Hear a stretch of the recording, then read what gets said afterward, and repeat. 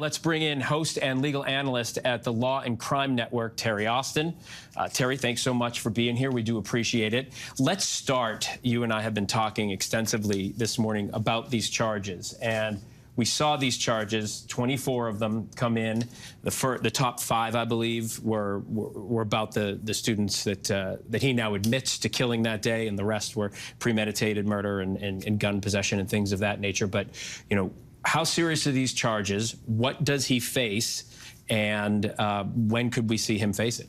Well, the charges are extremely serious. First of all, we have a charge for terrorism, and that is something that is very unique, and they did that because they said he intentionally tried to intimidate civilians. So this is a new one, and it's something that I think the courts around the country are going to be looking at. And then, of course, the 4 murder charges for the students who got killed, and then there were 7 who were injured. And then the gun possession, there were gun possessions for all of the related injuries and deaths. So I think that obviously he faces life without parole. He will have an opportunity to try and argue in that Miller hearing that we talked about a little bit. We heard that. February 9th, right? Yes, and that hearing is going to be, he's going to have to show whether or not he should get something less than life without parole. Because of his age, he's a juvenile, or because of his background, or because of his parents, actually, which I think is very interesting, living in a tumultuous home like that. So that will come up, and then we'll see that there will be the sentencing. You know, those arguments work. We just saw a Florida jury not dole out the death penalty because the life of the defendant standing in front of him, how he had lived his life. So that could happen. But, I mean, this terrorism charge, I just want to get back to that.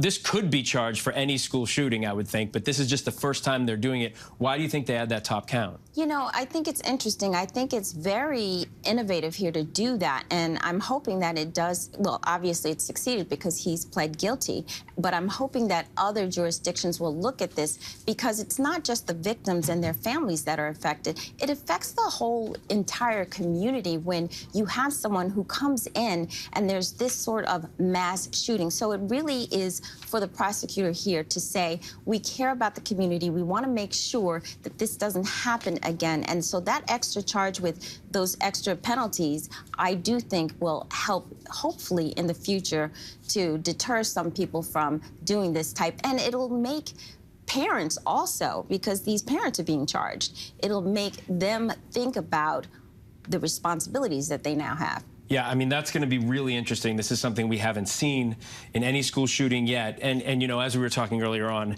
and we'll have a chance to talk about this throughout the morning, they did disappear for a little bit before police could find them. That's right. And that, to me, is sort of saying, look, I'm guilty here. This is why I'm in its admission by trying to flee. And they did try to flee, and they hid out. And the police and the authorities had to go after them. So they definitely felt culpable there and tried to escape. Prosecutors will certainly argue that.